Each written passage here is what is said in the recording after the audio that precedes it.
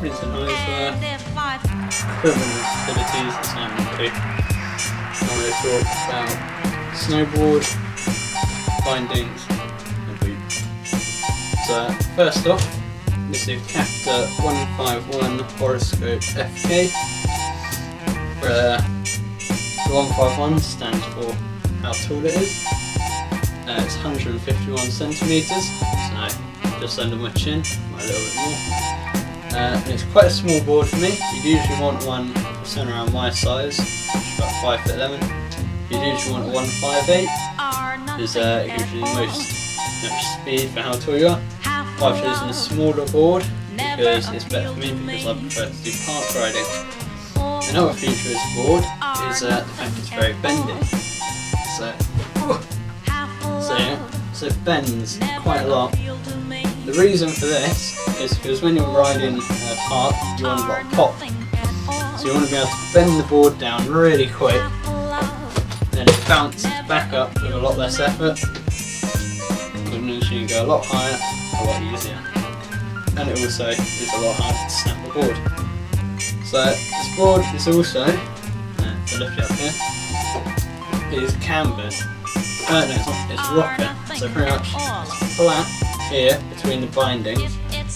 As it gets to here, and it starts to curve up a little bit, and it's got the tail, it curves up a bit more. And the same at the front, it curves up a bit more. Exactly the same on both sides, so it's easy to ride it both ways. The board is made of fiberglass surrounded by wood, with APX sidewalls here. It's a very hard plastic, you can't quite see it now. This bit here, black. It's very thick, it's about ½ centimetre in the middle, and that is to take damage from being hit on the side, skis, boards, trees, poles, rails, whatever. Pretty much means it's a little bit stronger, can take a bit more of a beating, which is also why it's made out of fiberglass, so it's quite strong. Around the edge of the board as well, as you can see here, and all the way up the board is a stainless steel edge. The edges here are what you use for turning. So these dig into the snow, makes it easier for you to turn, cut through the snow, but it's not as useful on powder, which I usually have a wider board as well, to stop sinking in the snow. But on this board, I usually like more dull edges, not quite as sharp. The reason for this is when you're riding park, you can do a lot of reverts. So kind of like a power slide, as you land, you want to turn the board.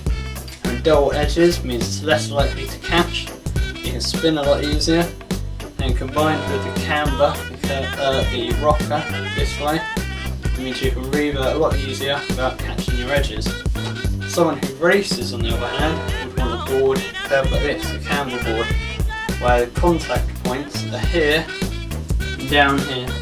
This is so they can dig in a lot easier and go a lot faster. These are not good for beginner boards, camber ones, because you're more likely to dig in your edges and fall over and get hurt. This, on the other hand, would be very good for a beginner and also very good for a park rider.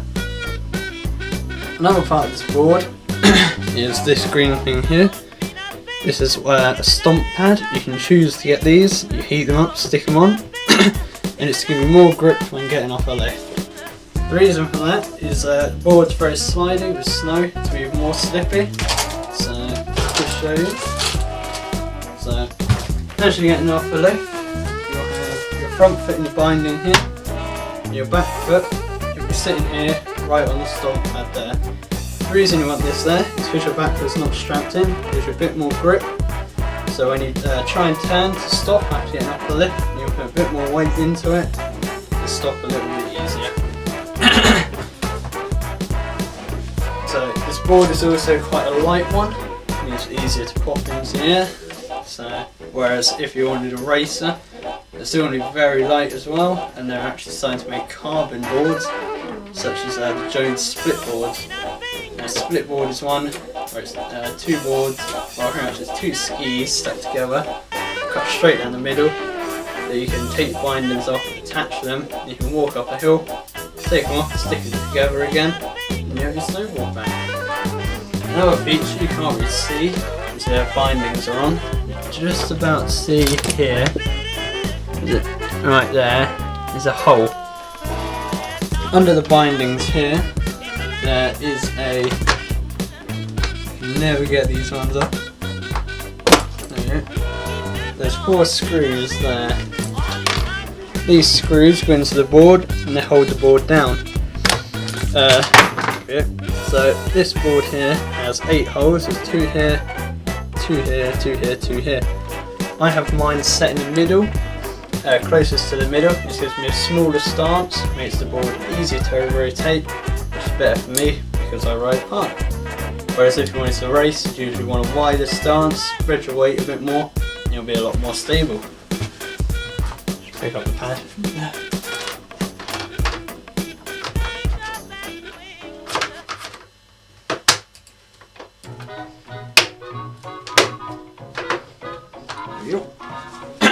So, that pretty much concludes the board. The bottom sheet as well. This you can see a little bit, but maybe not on the camera. It's started to get scratched a little bit. There's darker marks here, scratches around the edges where perhaps the bottom sheet has peeled up a little bit and it's got a little bit damaged. This is basically just snow and ice sort of cutting up the side of the board, damaging it, which is easily fixable. You just wax down the whole bottom pretty much, and then yeah, most of it goes away. Or if there's a really deep scratch, fill it in, you'll be absolutely fine. So that concludes the board. Next, onto the bindings. These are the bindings here. So these are switchback Haldor Helgason Pro bindings, and pretty much what the binding basically does is it's where your boot goes in. So we're going to do it here. Take a boot, slides in like that. And then you have these little clips here, just slide down like that. That's on in the wrong place. And then you have another one that goes across the ankle here. So it's a little bit tight.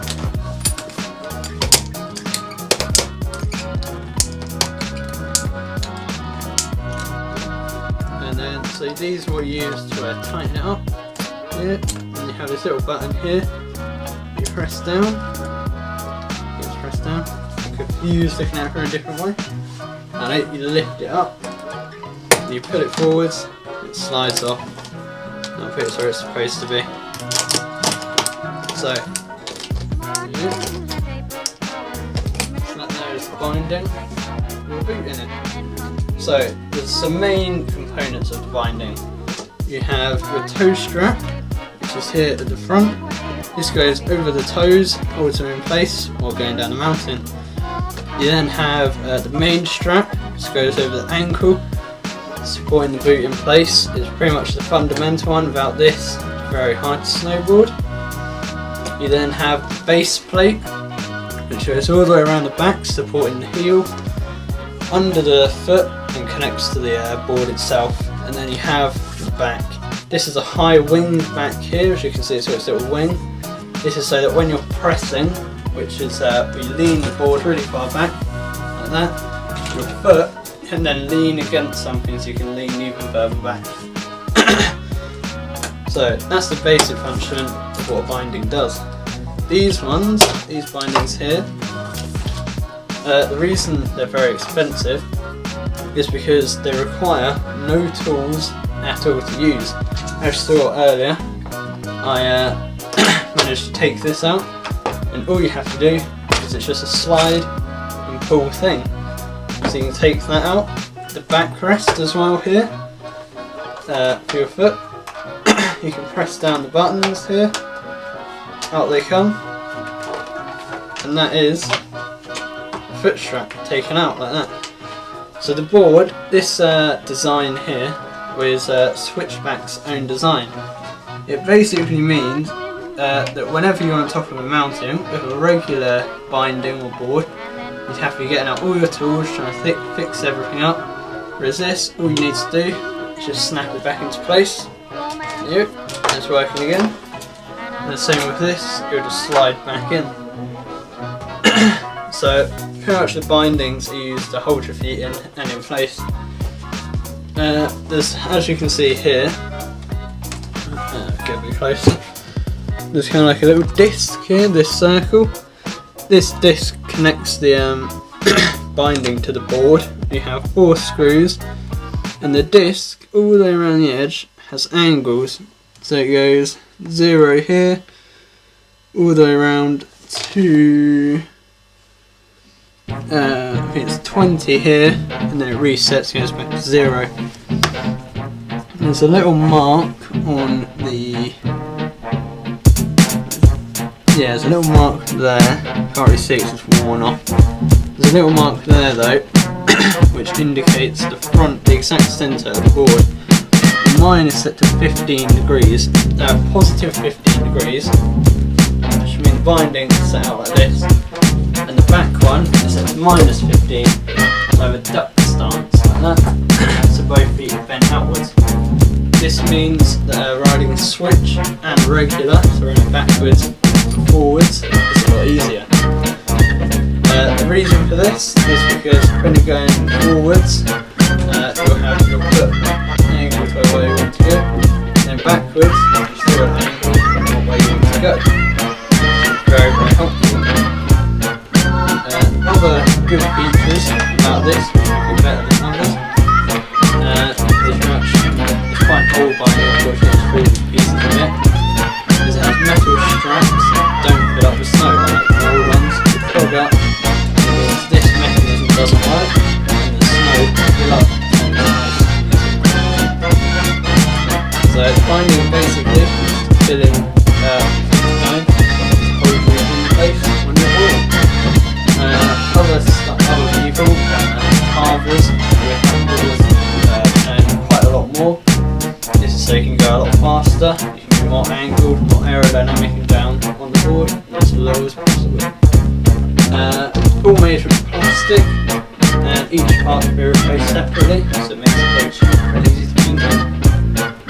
So I think that just about concludes the bindings, and that's what I take.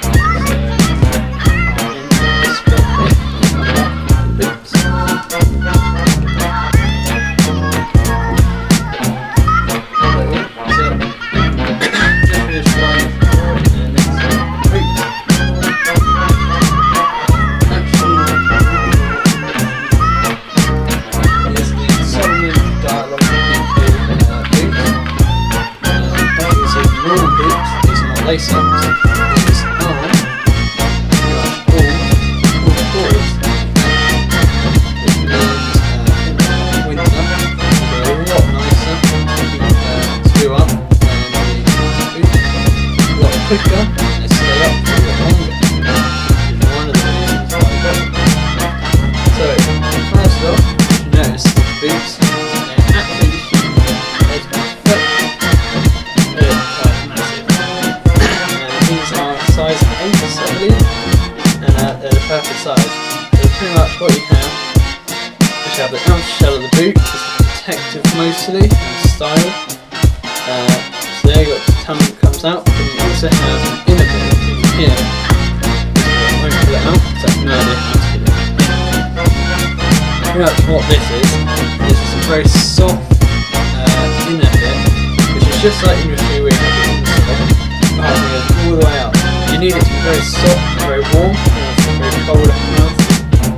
Also you need it to be very soft on the front here, because you're actually, when you ride, you lean into your boots like this, and your knees are always bent. So you want to make sure you have very soft, comfy boots, which these shoes definitely are. They also, as you ride more, start to mould more to your feet, get a lot more comfy, and they have custom insoles as well. Don't know if you can quite see them. They have custom insoles, very, very, very comfy. Just so when you're on the mountain, you're comfy for as long as possible, and you can keep going for even longer. So, inside of the boot, you have the first part, which is this, so you put the foot in, do that up, and then you have this little toggle here, which you then just pull. As you can see, it tightens that up. And you've got a little clip you pop it down into in here. Not sure it's going to work very well without a foot in there.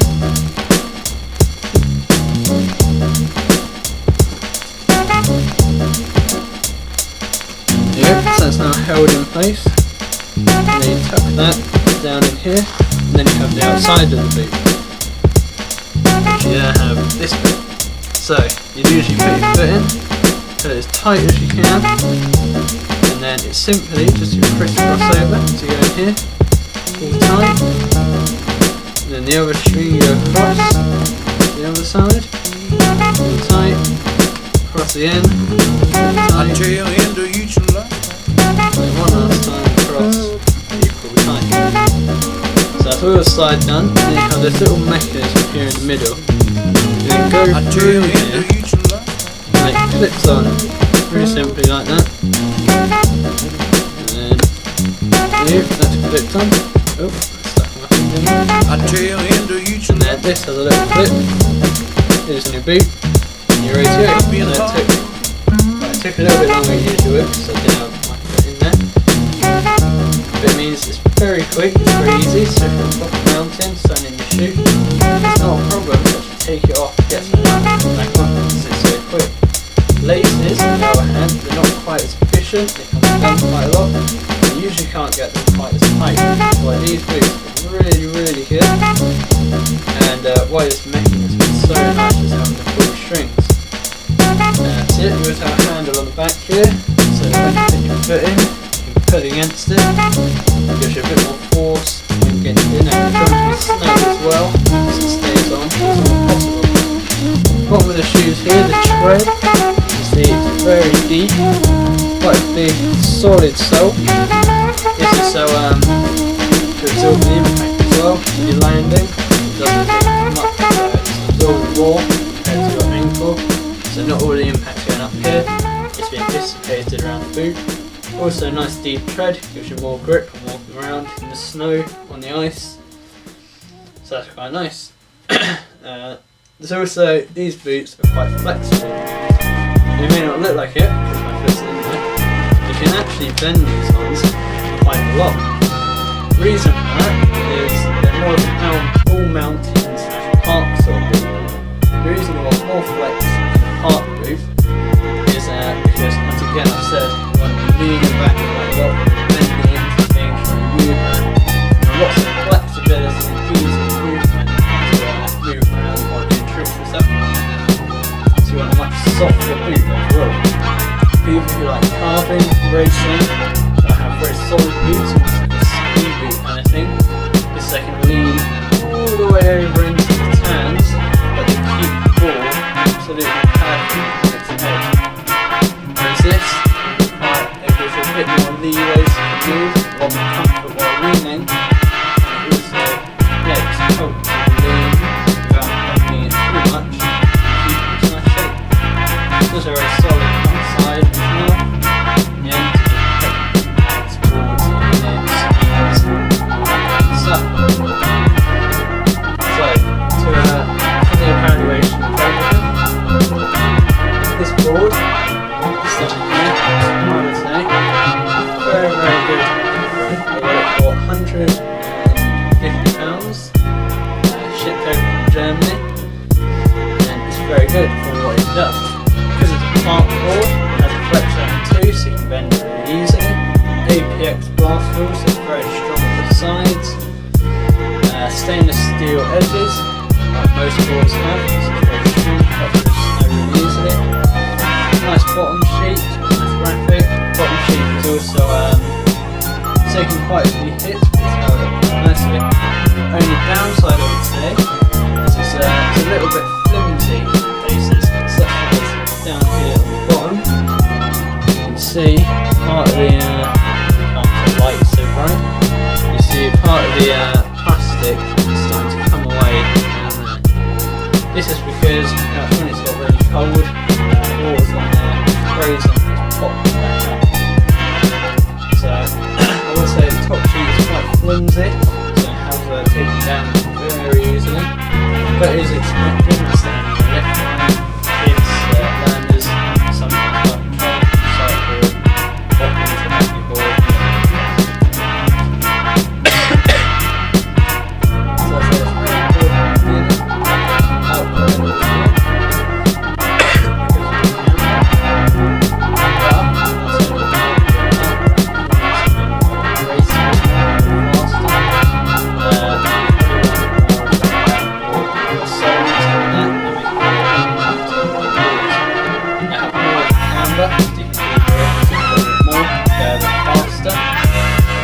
This obviously shape, so its edges don't really quite as much. It'll bounce around a lot of high speeds, so it's not the best when it comes to a all-mountain fast board. But it's amazing, very good. So I'd say overall, very good for its price. Very good in art. Only downside is top sheet's a bit fancy, high speed, doesn't bounce around. Onto the bindings. I say these bindings are very good. Got them off a friend who's sponsored. 60 quid. Retail at around 50. So I'm very happy with that. Good, very happy.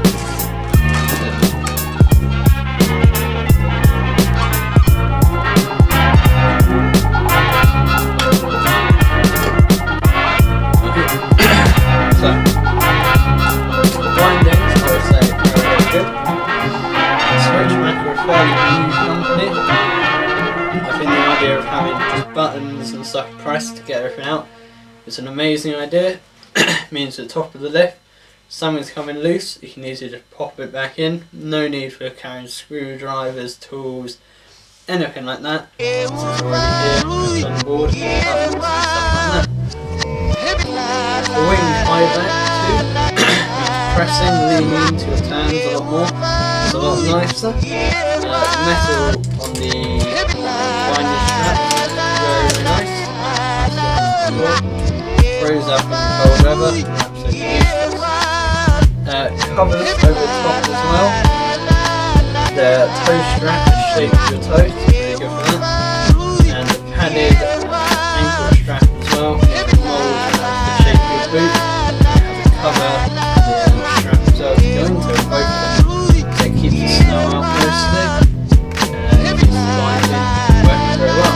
The only thing I would, the only downside I would say, the first time I used first time I got binding was a bit bored. Because it was all just full off and stuff. I was very worried about breaking it.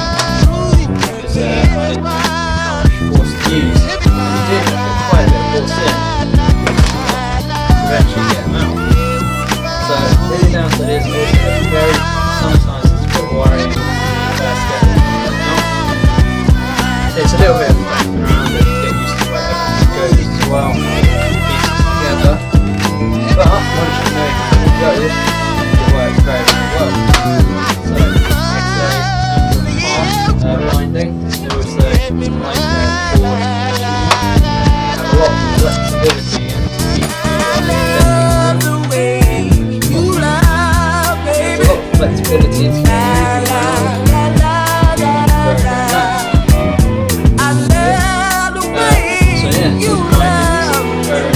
Worth money, they're brand new. Another bonus is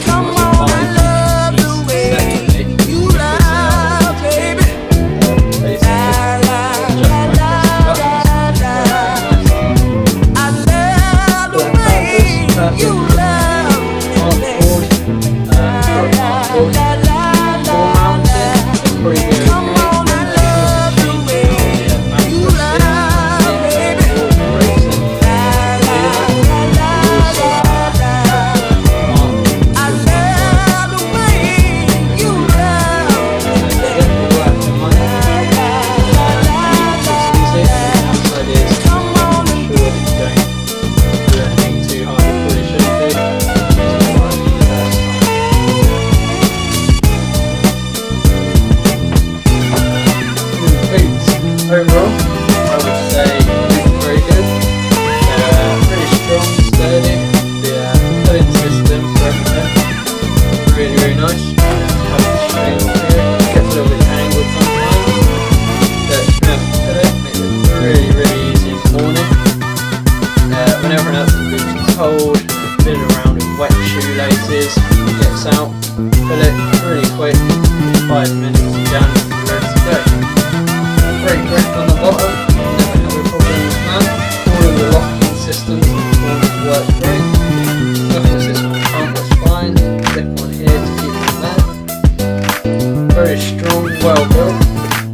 custom insoles are really comfy as well. Very soft around the side. Overall, it's very, very, very good boot. Very comfy. They look quite nice.